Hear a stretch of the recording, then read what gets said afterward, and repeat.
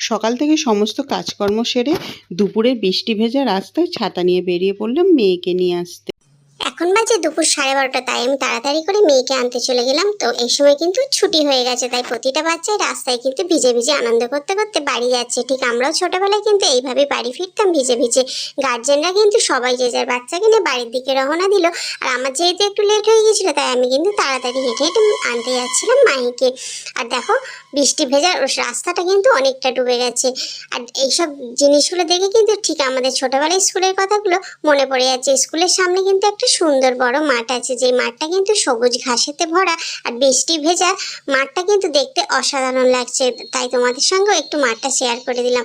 প্রতিটা বাচ্চাই কিন্তু বাড়ির দিকে রওনা দিচ্ছে, এদিকে কিন্তু সবাই টাটা করতে করতে বাড়ি চলে যাচ্ছে। আমি কিন্তু মায়ের জন্য ওয়েট করছি।